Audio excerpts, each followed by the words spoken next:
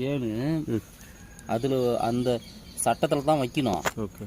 இது பேர் தனியாக வச்சு கட்டின்னு வருது. அது இப்போ அது இடத்த பிச்சுக்கலாம். அது எடுக்காது விடு. இப்போ தேன் வரலையாட்டுங்க.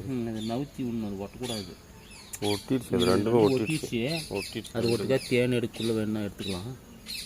இதை வந்து அடிக்கடிக்கு பாரு இப்படி திருப்பி நவுத்தி விடணும். எப்படி?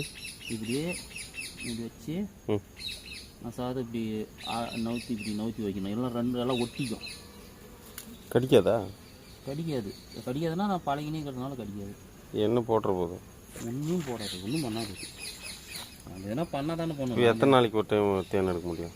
இது அவங்க சொன்னது வந்து 15 நாளைக்கே எடுக்கணும்னு நாங்கள் போடுறோம். ஒரு 1.5 மாதம் ஆகி போச்சு. எப்படி தேனும் வைக்கல, ஒன்றும் வைக்கல. எப்படி தேன் வைக்கலன்னு எப்படி தெரியுது? கீழே அது இருக்கலாம்ல? இதில் இருக்கும். தூக்கினா தானே பார்த்துக்கிறியான்? இதுதான்டா தூக்கி பொறுமையாக தூக்கி பாரு. இதில் தேன் உள்ளே வச்சிருக்கா, உள்ளே இருக்கு பாரு. இன்னும் மோல்டு பண்ணல, இன்னும் லைட்டாக தான் இருக்குது. ஆமாம். திருப்பு மோல்டு பண்ணலை. ஓகே. ஆனால் இதில் தான் தேன் வைக்கணும். ஆனால் இதுக்கு மேலே பேர் உள்ளே இருக்குது பாரு. அது இது எடுத்து காட்டுறேன். அது எப்படி அதில் இருக்குது தேன்? அது எடுக்கக்கூடாது. அது தேன் பூசிக்கு. ஓ, அது அதுக்கு. ஆமாம், அதுக்கு. இதுதான் நமக்கு. அது ஃபுல்லாகிட்டா தான் இதுக்கு வரும்.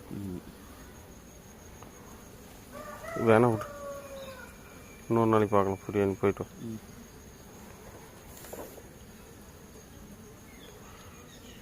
மசாதை எடுத்து அசாத வைக்கணும். பூச்சி கூடாது. அவர் அன்றைக்கி எதுக்கு